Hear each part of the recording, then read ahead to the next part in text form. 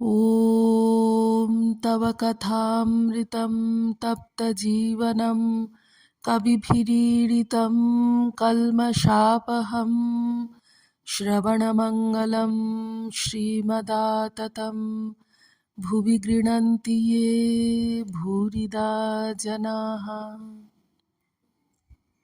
শ্রী রামকৃষ্ণ দক্ষিণেশ্বর মন্দিরে ভক্ত সঙ্গে 1884 7ই সেপ্টেম্বর।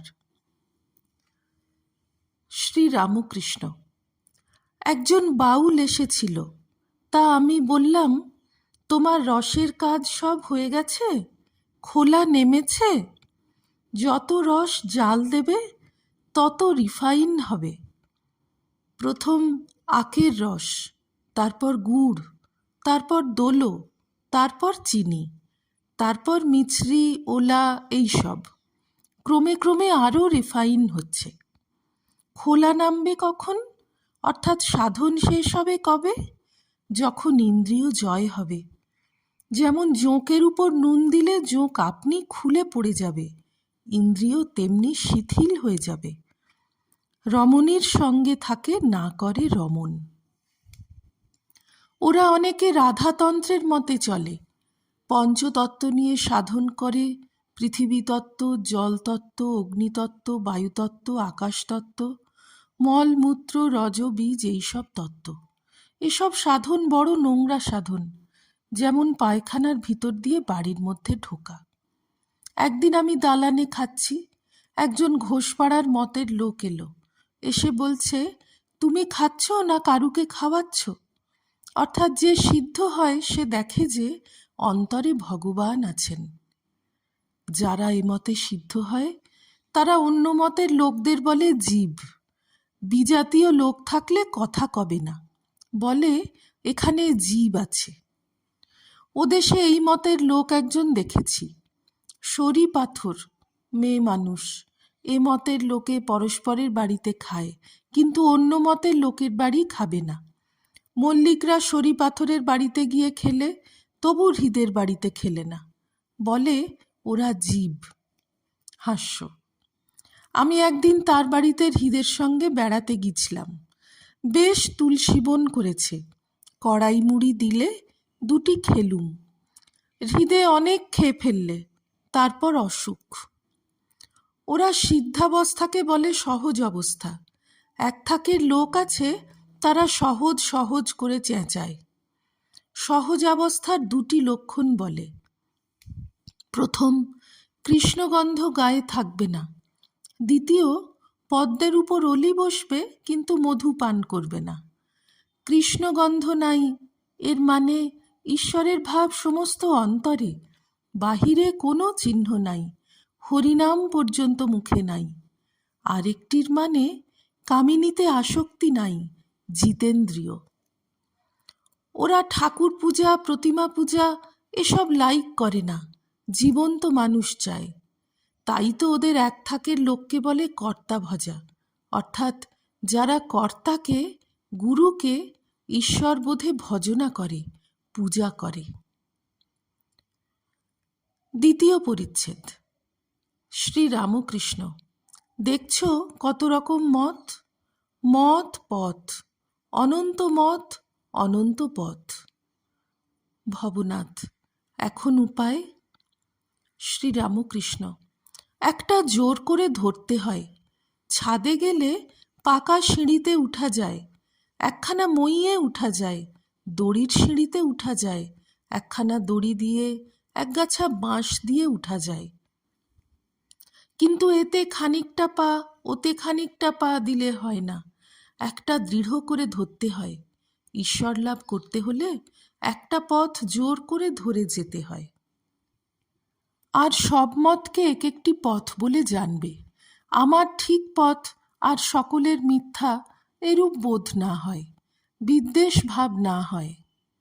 আচ্ছা, আমি কোন পথের? কেশব সেন বলতো, আপনি আমাদেরই মতের, নিরাকারে আসছেন। শশধর বলে, ইনি আমাদের। বিজয়ও বলে, ইনি আমাদের মতের লোক। ঠাকুর কি বলিতেছেন যে আমি সব পথ দিয়াই ভগবানের নিকট পৌঁছিয়াছি, তাই সব পথের খবর জানি, আর সকল ধর্মের লোক আমার কাছে এসে শান্তি পাবে। ঠাকুর পঞ্চবটির দিকে মাস্টার প্রভৃতি দু একটি ভক্তের সঙ্গে যাইতেছেন। মুখ ধুইবেন। বেলা 12টা, এইবার বান আসিবে। তাই শুনিয়া ঠাকুর পঞ্চবটির পথে একটু অপেক্ষা করিতেছেন।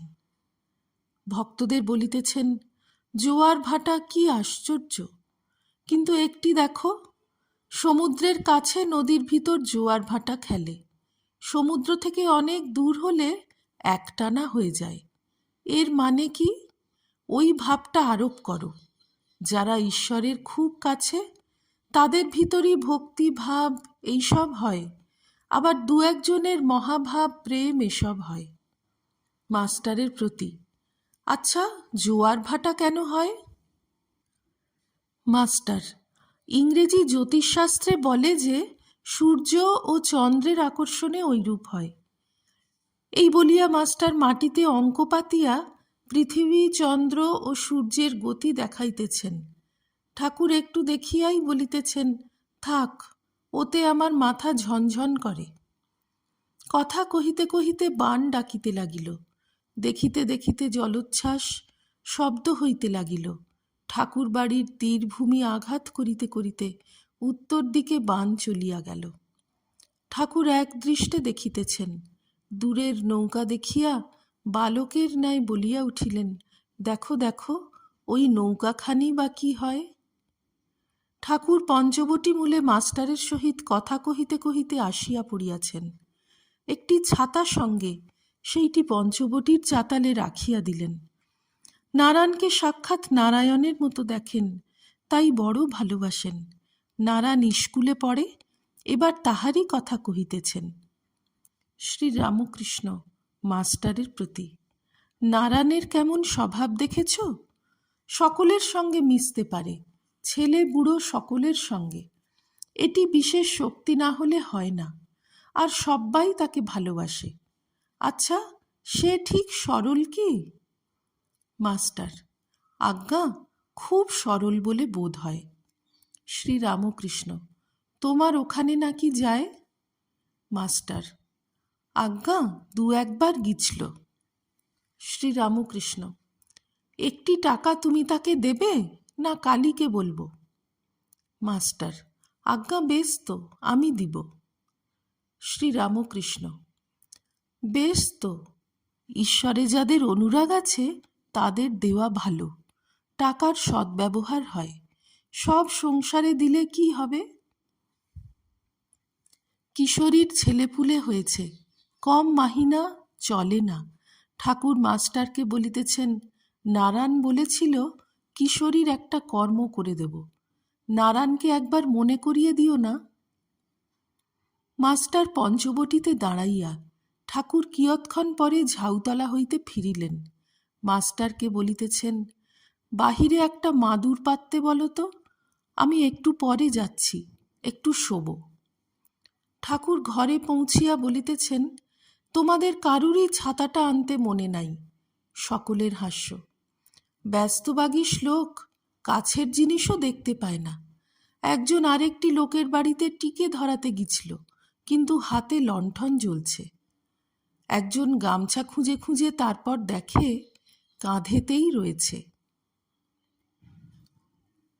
ঠাকুরের জন্য মা কালীর অন্নপ্রসাদ আনা হইল। ঠাকুর সেবা করিবেন। বেলা প্রায় 1টা। আহারান্তে একটু বিশ্রাম করিবেন। ভক্তরা তবুও ঘরে সব বসিয়া আছেন। বুঝাইয়া বলার পর বাহিরে গিয়া বসিলেন। হরিশ, নিরঞ্জন, হরিপদ রান্নাবাড়ি গিয়া প্রসাদ পাইবেন। ঠাকুর হরিশকে বলিতেছেন, তোদের জন্য আমসত্ত্ব নিয়ে যাস। ঠাকুর একটু বিশ্রাম করিতেছেন। বাবুরামকে বলিতেছেন, বাবুরাম, কাছে একটু আয় না। বাবুরাম বলিলেন, আমি পান সাজছি। শ্রীরামকৃষ্ণ বলিতেছেন, রেখে দে পান সাজা। ঠাকুর বিশ্রাম করিতেছেন। এদিকে বকুলতলায় ও পঞ্চবটী তলায় কয়েকটি ভক্ত বসিয়া আছেন। মুখুজ্জেরা, চুনিলাল, হরিপদ, ভবনাথ, তারক। তারক শ্রী বৃন্দাবন হইতে সবে ফিরিয়াছেন। ভক্তরা তাঁর কাছে বৃন্দাবনের গল্প শুনিতেছেন। তারক নিত্যগোপালের সহিত বৃন্দাবনে এতদিন ছিলেন। ॐ निरञ्जनं नित्यमनन्तरूपं भक्तानुकम्पाधृतविग्रहं वै ईशावतारं परमेशमिड्यं तं रामकृष्णं शिरसा नमामः। श्रीरामकृष्णार्पणमस्तु।